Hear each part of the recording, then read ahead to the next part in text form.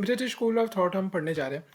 Development of professional geography great Britain के अंदर वो एक काफ़ी लेट स्टेज के अंदर होती है as compared to Germany and France, क्योंकि यहाँ पे ना तो कोई हम्बोल्ट, रिटर, विडाल जैसे कोई ग्रेट स्कॉलर्स नहीं थे। अर्ली ब्रिटिश ज्योग्राफी जो वॉयजेस थी, वो एक्सप्लोरेशंस थी, 19th सेंचुरी में भी उसी पे ज़्यादा फोकस रहा। Prevented individual attempt to give subject organized and professional outlook to geography. No conceptual revolution या अकेडमिक एंटरप्रेन्योरशिप ना ब्रिटिश स्कॉलर्स के अमंग हुई 19th सेंचुरी के अंदर। जो geography matured in new academic discipline status during early 20th century. अब professional geography की development देखते हैं। तो professionalism in British British geography ना वो जब H.J. मैकिंडर ऑक्सफोर्ड में अपॉइंट हुए ना 1887 में, उसके साथ बिगिन होती है। एंड इन 1889 ऑक्सफोर्ड स्कूल, 2 साल बाद Oxford school of geography establish करते हैं H.J. Mackinder and A.J. Herbertson. H.J. और A.J. दोनों इस्टेब्लिश करते हैं ऑक्सफोर्ड स्कूल ऑफ ज्योग्राफी। अब जो H.J. मैकिंडर है वो डार्विन की जो थीम है ना, एसोसिएशन एंड ऑर्गेनाइजेशन, और दूसरी struggle and natural selection, appear to be have profound effect on him. उनके अकॉर्डिंग, मैकिंडर के according, history and geography should never be separated, क्योंकि as every event occurred in a particular time at a particular place, तो history geography इसलिए कभी भी separate नहीं करनी चाहिए। इन 1904 उनका जो लेक्चर था रॉयल ज्योग्राफिकल सोसाइटी में on the GPH, the geographical pivot of history, वो पब्लिश हुआ ज्योग्राफिकल जर्नल के अंदर 1904 में, the geographical pivot of history, the GPH। ठीक है। फिर उसके बाद 1919 में उनकी एक बुक आई, डर, डेमोक्रेटिक आइडियल्स एंड रियलिटी। ठीक है। तो GPH एंड डर। तो 1919 के अंदर वो लिखते हैं, who rules East Europe commands the heartland, who rules the heartland commands the world island, who rules the world island command the world। ठीक है। तो east Europe, heartland, world island, world, east Europe, heartland, world island, world. ठीक है। अब चोरली का कहना था कि जो मैकिंडर की हार्टलैंड थ्योरी है ना, is a example of simplified model in which too much truth has been sacrificed for too much simplicity. ठीक है। Mackinder thesis made little impact on British geographers, but it certainly formed symbiosis with special relevance to German geopolitics. G.G. Chisholm, ठीक है, ये कनाडर geographer थे। He was a Mackinder के contemporary थे, और इन्होंने जो कमर्शियल जियोग्राफी है ना उसमें पायोनियर करा ग्रेट ब्रिटेन के अंदर। He maintain colonial trend in his writing. Chisholm ने commercial geography colonial trend in his writing. ये इन जो हेटनर की कोलोनोलॉजी थी ना, उसने अटेम्प्ट करी इंट्रोड्यूस करने की ग्रेट ब्रिटेन के अंदर, and became traditional of regional geography in Britain. ठीक है। तो commercial geography then regional geography, Hettner की कोरोलॉजी से इंस्पायर होकर चिज़होल्म ने। ठीक है। अब रीजनल स्टडीज़ के ऊपर आ जाते हैं। रीजनल स्टडीज़ के अंदर आपको प्रफुल याद रखना है। आर से तो रीजनलिज्म हो गया, पी से क्या होगा, पैट्रिक गिडीज, ए से एजे हर्बर्टसन, एफ से फ्ल्यूरे, एच फ्ल्यूरे हम कहते हैं ना, फिर यू से अंस्टिड, एल से एलडी स्टैम्प। ठीक है। अब regionalism in Great Britain gain professional dimension since 20th century beginning. ये एट्रीब्यूट करा जा सकता है कि इंक्रीजिंग एम्फेसिस ऑन ऑफ जो pays in France and Landschaft in Germany था ना, उसका इम्पैक्ट ब्रिटेन के अंदर भी पड़ा। जो regional studies in Britain largely influenced by Vidal and other French regional geographers, but to a even greater extent by French sociologist जो Frederick leap ले थे ना, एंड इन उनके जो स्कॉटिश फॉलोअर्स थे, पैट्रिक गिडी, गेड़ी मार रहे हैं प्ले में, तो गेड़ी मार रहे हैं प्ले में। तो Patrick Geddes was a Scottish follower of French sociologist Frederick Le Play, जिन्होंने वो बोला था ना कि फैमिली 3 तरीके की होती हैं, one in steppes, that is patriarchal family, this particularistic family. ठीक है। जो वेस्ट यूरोपियन और वहाँ पे बेसिकली जॉर्ड के पास नॉर्वेजियन जॉर्ड्स के पास रहती है। ठीक है। फिर तीसरी उन्होंने बोली थी कि जिस फैमिली में कोई स्ट्रक्चर वगैरह नहीं होता, जो अर्बन फैमिलीज अपना यूरोप के अंदर रह रही हैं वगैरह वगैरह। ठीक है। तो सर पैट्रिक गिडीज की जो ट्रायोलॉजी बड़ी इंपॉर्टेंट है। ही Patrick गेडी गेडी गेडी bye idea of regional survey which embrace trilogy. गेडी ने ट्रायोलॉजी दी, प्लेस वर्क और फोक। वो मार गेडी रहा है पर वो ट्रायोलॉजी दे रहा है प्लेस वर्क और फोक की। ठीक है, regional survey that is applied in regional planning. अभी ये देखते हैं प्लेस वर्क ऑफ फोक। इस ट्रायोलॉजी को हम कहते हैं इन्वायरमेंट फंक्शन और ऑर्गेनिज्म भी कहते हैं, या ज्योग्राफी इकोनॉमिक्स एंड एंथ्रोपोलॉजी भी कहते हैं। This trilogy suggest strong interconnection between the environment in which people live.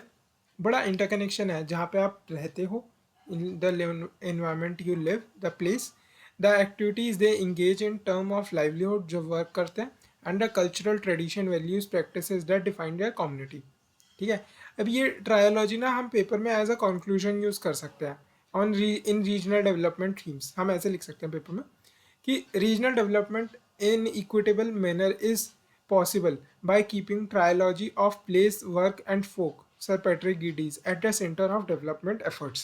ठीक है, तो ऐसे करके अब according to him geography should be applied should गेडी का कहना था he started regional paradigm in British school. पहले तो गेडी रीजनल लेवल पे गेडी मार रहा है ना, तो रीजनल पैराडाइम ब्रिटिश स्कूल के अंदर चालू किया।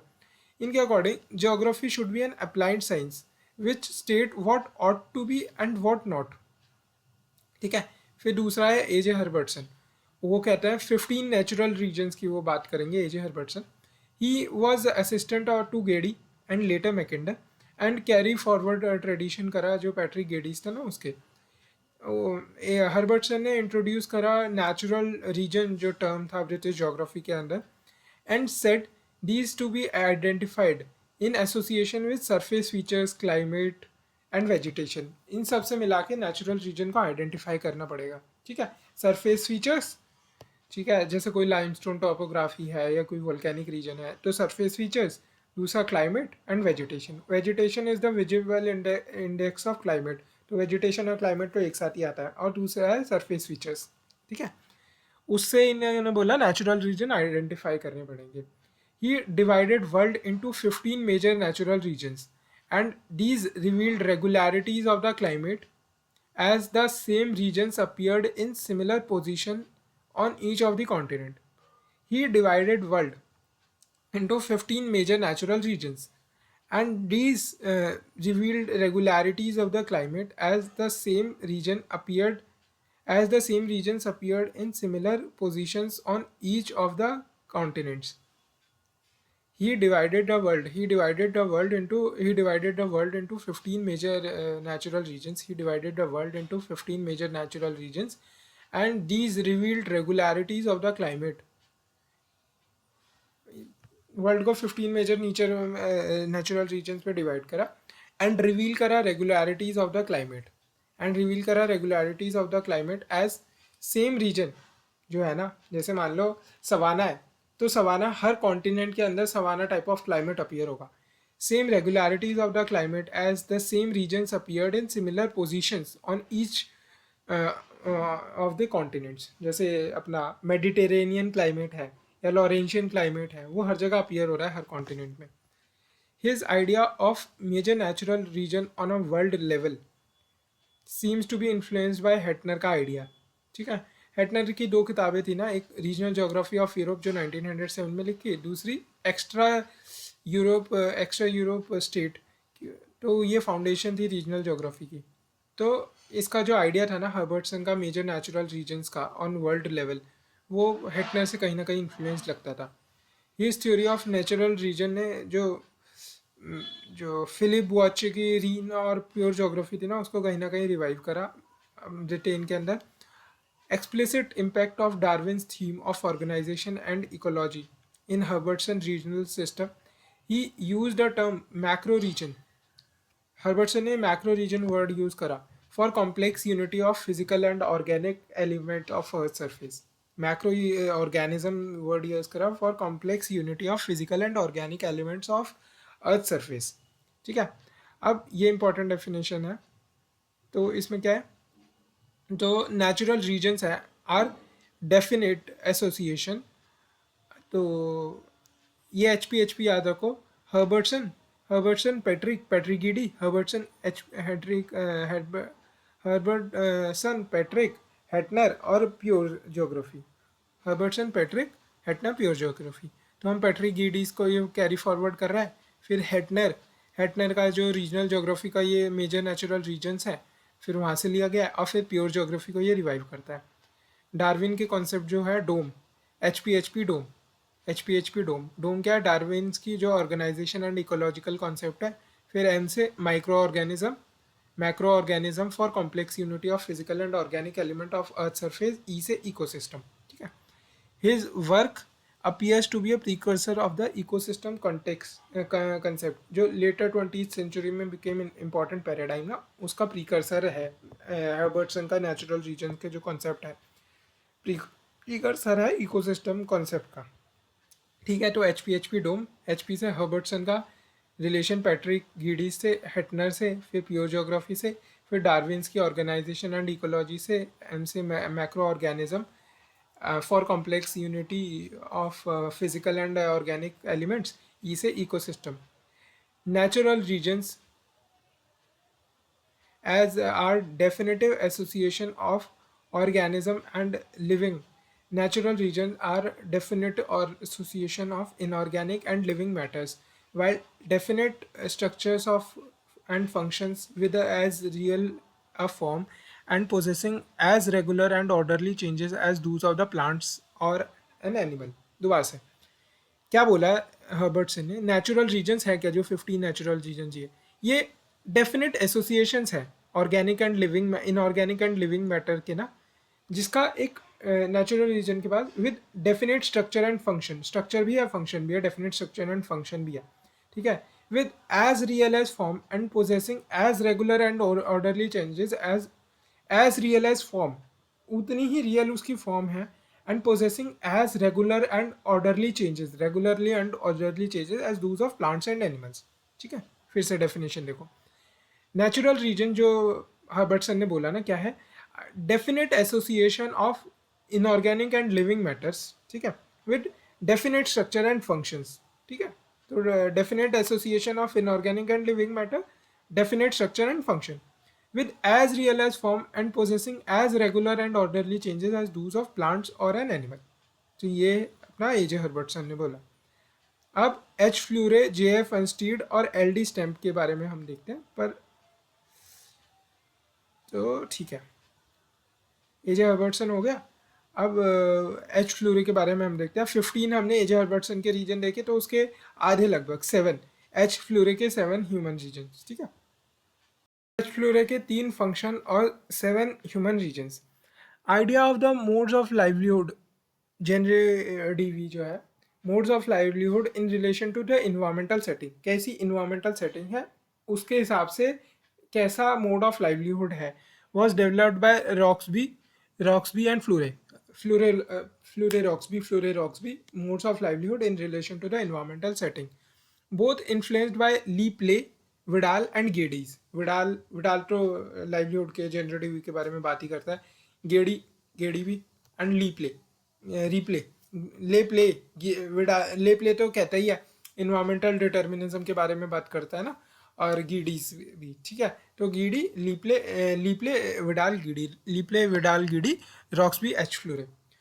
अब एच फ्लूरे के अकॉर्डिंग जो सभी ह्यूमन एक्टिविटीज़ है ना, वो प्राइमरली डायरेक्टेड टू 3 फंक्शंस। एक तो न्यूट्रिशन हो गई, दूसरी रिप्रोडक्शन, तीसरी increase of wellbeing. In classifying human regions ना, उसने पहले 2 को, न्यूट्रिशन और रिप्रोडक्शन को कंसीडर नहीं किया, because without them a race would perish, and उसने use major of earth response to means effort to in pursuit of wellbeing.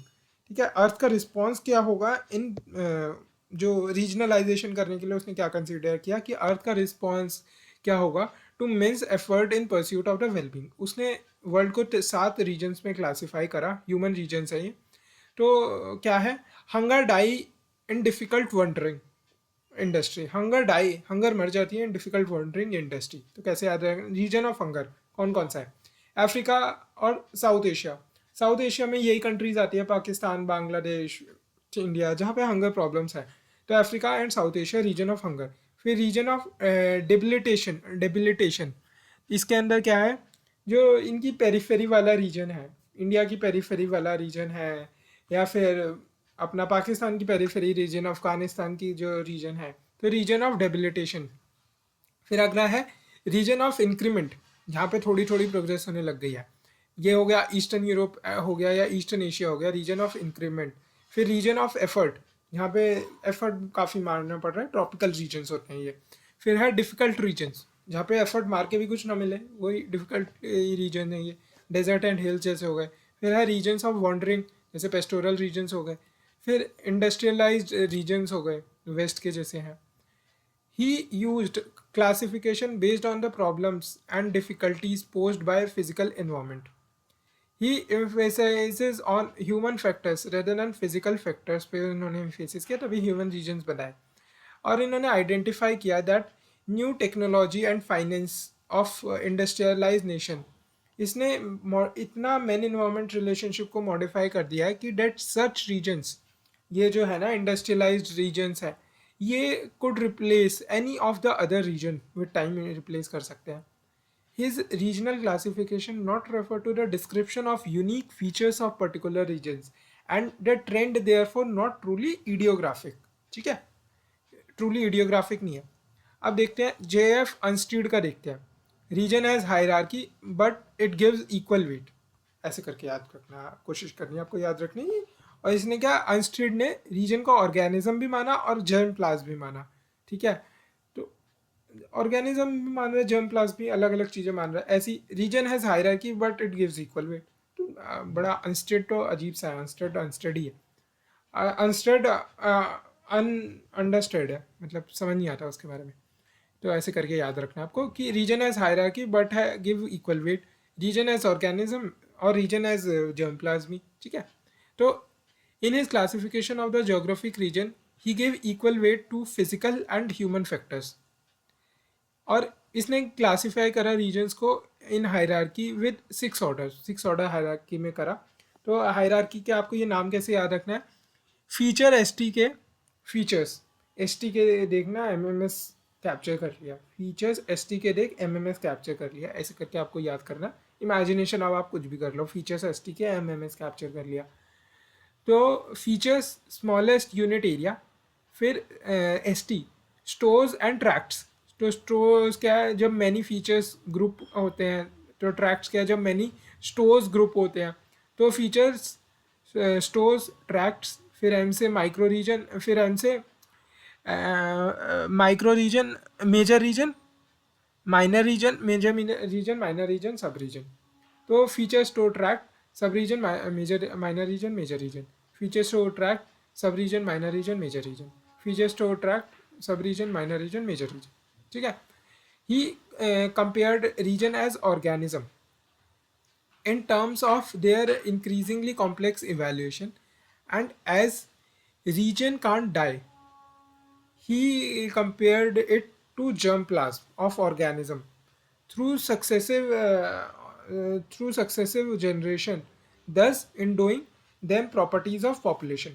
देखो, क्योंकि रीजन को ऑर्गेनिज्म से क्यों कंपेयर करा, क्योंकि कॉम्प्लेक्स इवोल्यूशन है किसी भी रीजन की, जस्ट लाइक एन ऑर्गेनिज्म। और बट जो रीजन है can't die, just like the germ plasm, जो भी किसी भी पॉपुलेशन का ट्रांसफर होना है ना, तो इसीलिए उन्होंने जर्म प्लाज्म एंड ऑर्गेनिज्म से भी कंपेयर करा रीजन को, थ्रू सक्सेसिव जनरेशन वो पास हो रहा है germ plasm and in doing properties of population, this region is also an organism and also a population in itself. और अनस्टीड ने इंट्रोड्यूस करा सिंथेटिक रीजनलाइजेशन, और हर्बर्टसन ने एनालिटिकल रीजनलाइजेशन। ठीक है, अनस्टीड ने सिंथेटिक रीजनलाइजेशन, हर्बर्टसन ने analytical regionalization. Unstead ने सिंथेटिक रीजनलाइजेशन, हर्बर्टसन ने एनालिटिकल रीजनलाइजेशन। अनस्टीड ने synthetic, Unstead synthetic, Herbertson analytical, Unstead synthetic, Herbertson analytical, Unstead synthetic, Herbertson analytical. ठीक है, अब जो एल डी स्टैम्प है ना, L Dudley Stamp, L Dudley Stamp, he organized first British land utilization survey during 1930s in order to use data for food production program, जो नेसेसिएट हो गया था ना, ज़रूरी हो गया था because of the German blockade जो 1930s में पुट करी गई थी। इट इवेंचुअली फॉर्म बेसिस जो पहला ऑफिशियल एग्रीकल्चरल रीजनलाइजेशन हुई ना ब्रिटेन के अंदर, वो एल डूडली स्टैम्प का पहला ब्रिटिश लैंड सर्वे, वो उसका बेस बना। ठीक है। अब logical positivism seem inherent in is approach. He was also involve in post war जो लैंड यूज प्लानिंग थी ना, and use of geographical material in preparation, उसमें भी। ठीक है।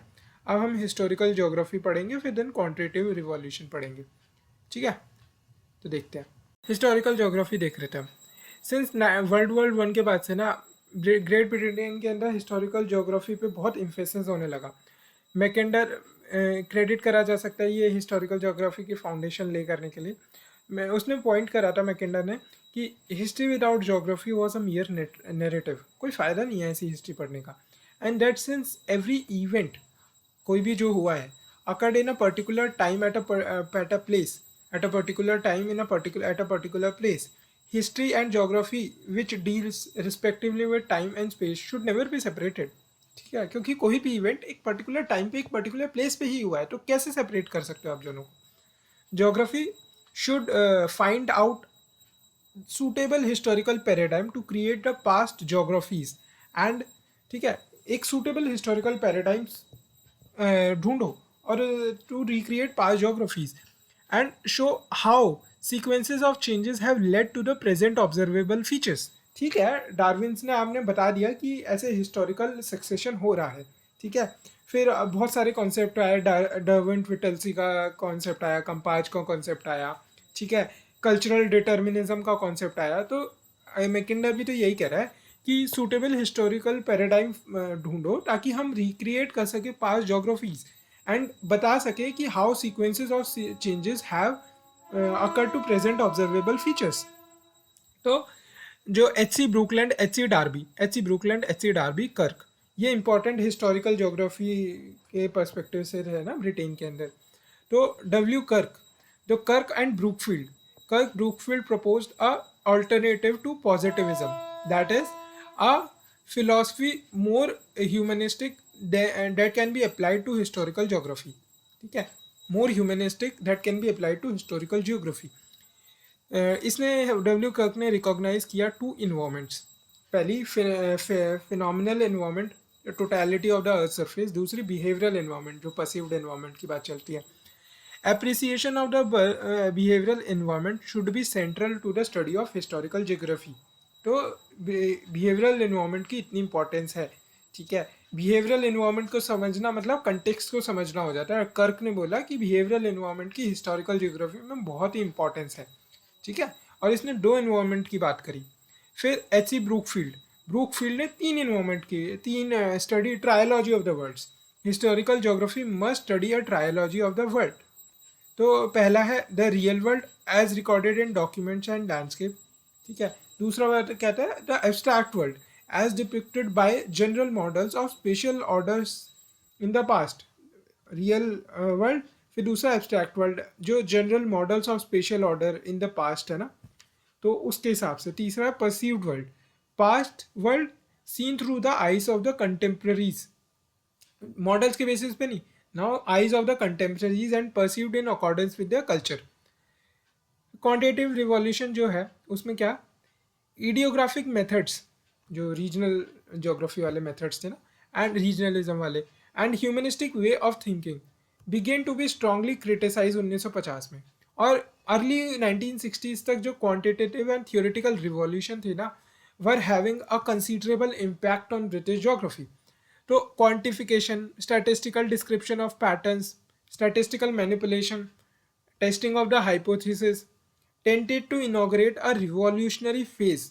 ठीक है, क्या in leading to a new paradigm. क्या क्वांटिफिकेशन जो हम कर रहे हैं, स्टैटिस्टिकल डिस्क्रिप्शन जो हम दे रहे हैं किसी भी पैटर्न का, या हम स्टैटिस्टिकल मैनिपुलेशन की बात कर रहे हैं, या हम टेस्टिंग ऑफ अ हाइपोथेसिस की बात कर रहे हैं, तो ये सब new paradigm attracted new scholars, जैसे आरजे चॉर्ली हो गया, डेविड हार्वी हो गया, पीटर हैगेट हो गया। ठीक है, अब जो चॉर्ली का पेपर है ना, geomorphology and general system theory, Chorley का जो पेपर है geomorphology and general system theory, published in 1962, वो क्या कहता है, first major paper exclusively on system theme, it interpreted Davisian cycle as a close system but concluded that an open system framework is more applicable to geomorphology.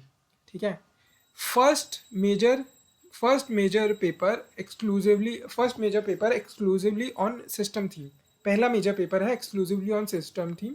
It interpreted Davisian cycle as a close system but concluded. ये Davisian cycle हम पढ़ते हैं geomorphology के अंदर. इसने interpret किया कि it interpreted Davisian cycle as a close system but concluded that an open system framework is more applicable. ठीक है. उसने इंटरप्रेट किया कि डेविसियन साइकिल क्लोज सिस्टम है, बट असलियत में ना जो रियलिटी में जो लैंडस्केप मॉर्फोलॉजी मतलब लैंडस्केप डेवलपमेंट में जो चल रहा है वो ओपन सिस्टम है. ठीक है.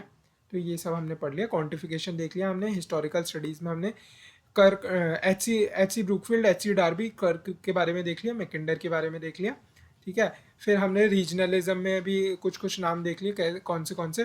तो रीजनलिज्म में हमने प्रफुल देखा. पी से हो गया पैट्रिक गेडीज, ए से एजे हर्बर्टसन, एफ से एच फ्लोरे, यू से अनस्ट्रीड, एल से एल डी स्टैम्प. ये हमने नाम देख लिया. ठीक है. हमने उससे पहले नाम देखे थे, मैकेंडर का नाम देखा था और यहाँ जी जी चिसोल्म का नाम देखा था. तो हमने ब्रिटिश स्कूल ऑफ थॉट्स भी देख लिया.